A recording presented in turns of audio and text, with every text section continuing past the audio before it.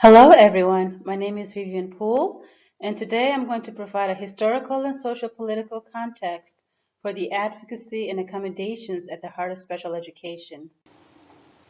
Let's look at the historical view of persons with disabilities. During the Middle Ages, persons with disabilities were treated as fools, and many were used for entertainment.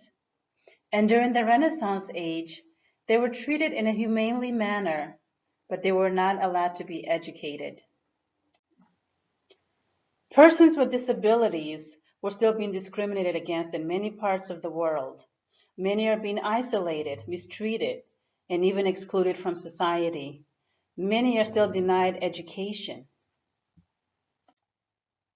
Special education has evolved since the 1900s. In the 1960s, advocates for children with disabilities requested many changes to the laws and policies created by Congress.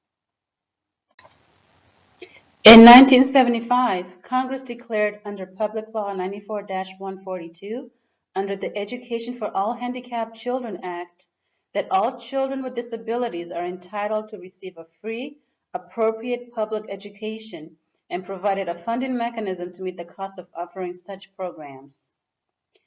In 1983 and 1990, the Education for All Handicapped Children Act was revised and renamed as Individuals with Disabilities Education Act, or IDEA.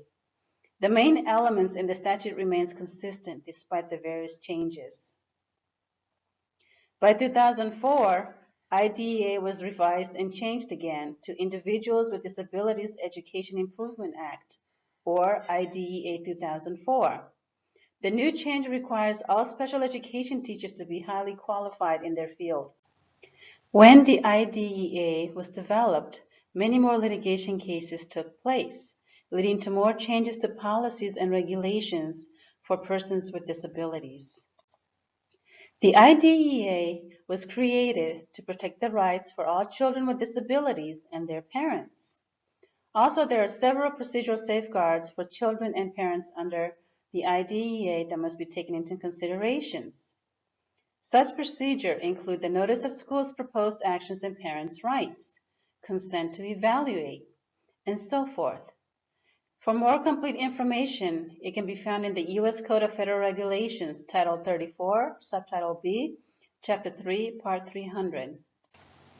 Congress concluded that education provided to the child must be appropriate according to that child's needs. So two things must be taken into consideration: the diversity of the special education population and the definition of appropriate education, which is not clearly written in the IDEA regulation. To create an individualized education program, or an IEP, an assessment, evaluation, or counseling must take place before an IEP is created. The IEP states the objectives and the goals of the child's need, including related services. The IEP must also include the present levels, goals, and services and accommodations. Accommodations and related services must be documented in the IEP.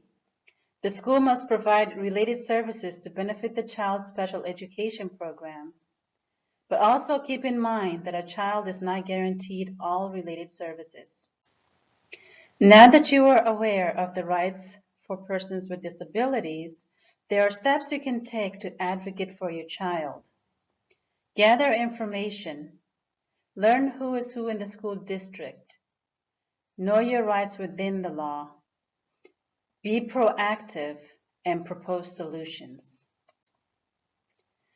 And finally, the due process and equal protection. The due process and equal protection clauses of the 14th Amendment protect the educational rights of children with disabilities.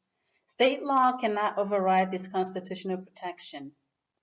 What it leads to is that defining the range of educational programs to meet each child's needs will continue to be improved under the IDEA requirements. Thank you.